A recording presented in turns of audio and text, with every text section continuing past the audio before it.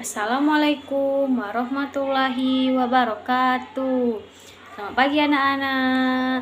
Apa kabarnya hari ini? Semoga sehat semua ya. Siapa hari ini yang tidak hadir? Alhamdulillah hari ini hadir semua ya. Anak-anak, sebelum kita memulai pelajaran kita hari ini, sebaiknya kita berdoa terlebih dahulu. Berdoa mulai. Berdoa selesai.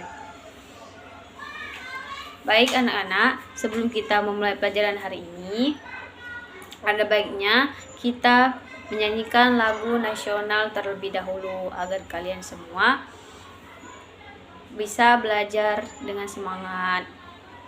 Oke. Sebaiknya kalian berdiri terlebih dahulu. Kita akan menyanyikan lagu Satu Nusa Satu Bangsa. 1, 2, 3. Satu nusa, satu bangsa, satu bahasa kita. Tanah air pasti jaya untuk selama-lamanya. Indonesia pusaka, Indonesia tercinta, nusa bangsa dan bahasa kita bela bersama. Selanjutnya, sebelum kita memasuki materi kita hari ini, apakah masih ada yang ingat apa pembahasan kita pekan lalu?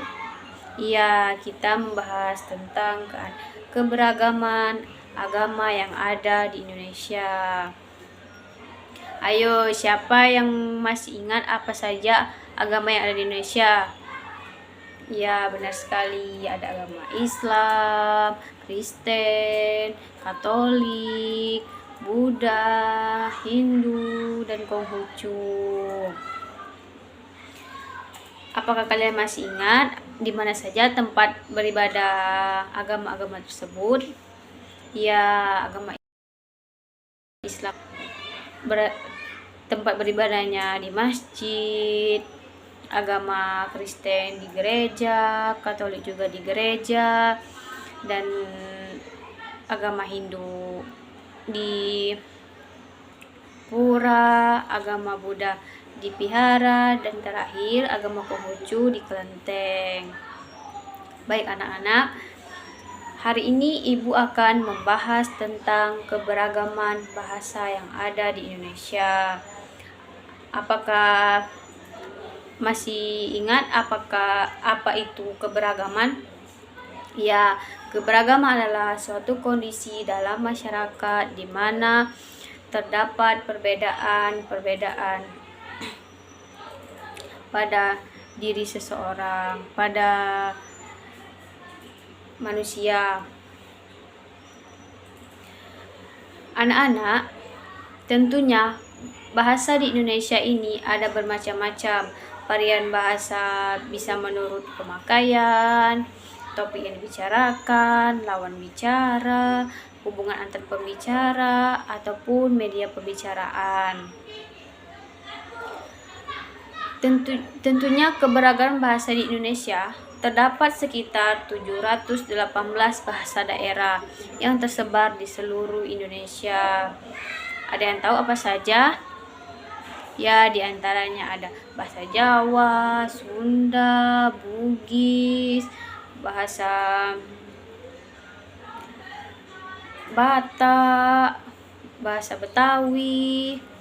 Anak-anak, bahasa Jawa itu digunakan oleh masyarakat yang berada di daerah Jawa Tengah dan Jawa Timur, dan juga sebagian ada di Jawa Barat. Dan bahasa Sunda digunakan oleh masyarakat itu biasanya yang berada di Pulau Jawa Barat. Selain itu, bahasa ini juga sebagian tersebar di wilayah Indonesia, misalnya Sulawesi Utara, Banten, DKI Jakarta, Lampung, dan lain sebagainya. Dan untuk bahasa Bugis banyak digunakan di berbagai daerah di Indonesia seperti Riau, Kalimantan, Jambi, hingga Nusa Tenggara. Anak-anak, bahasa itu sangat penting untuk kehidupan kita, karena bahasa adalah alat komunikasi untuk seseorang berinteraksi dengan orang lain. Tanpa adanya bahasa, kita tidak akan mengerti apa yang dimaksud atau yang dibicarakan oleh orang lain. Selanjutnya, jenis-jenis ragam bahasa. Ragam bahasa dilihat dari cara penuturan, yaitu ragam daerah, ragam terpelajar, ragam resmi, dan ragam tidak resmi. Nah, untuk ragam resmi ini biasanya kita menggunakan bahasa Indonesia. Selanjutnya, ragam bahasa dilihat dari cara berkomunikasi, misalnya ragam lisan, ragam tulis. Untuk ragam lisan, kita biasanya berbicara langsung bertatapan muka dengan seseorang. Untuk ragam tertulis, kita bisa berbicara lewat surat ataupun lewat media seperti dari media sosial.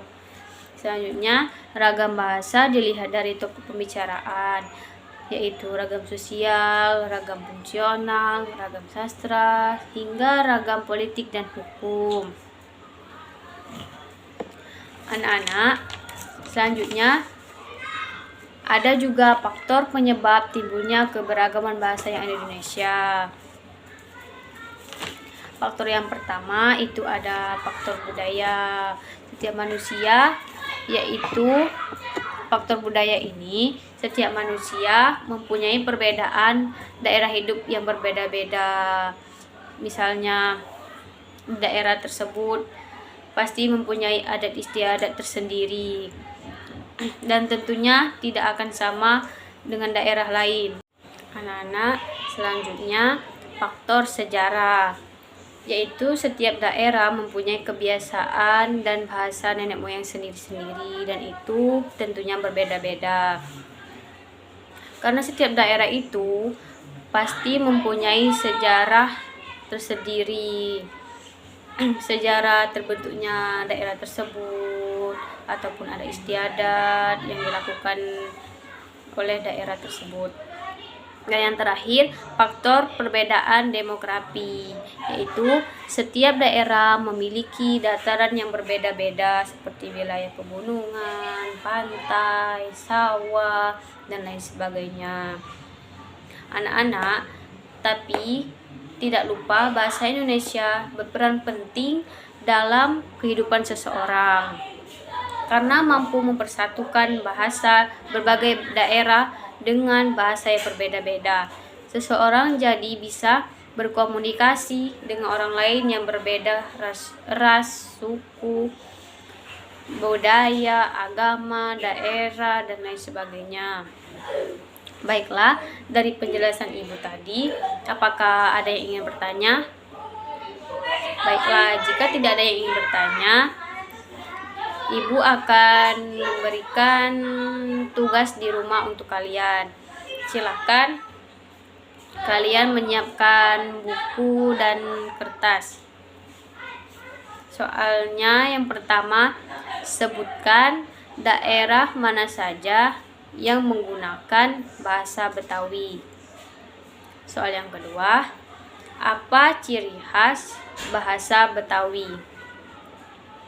Baik anak-anak, mungkin cukup untuk pertemuan kita pada hari ini. Sebaiknya sebelum kita mengakhiri pelajaran kita hari ini, kita membaca doa terlebih dahulu. Berdoa mulai. Berdoa selesai.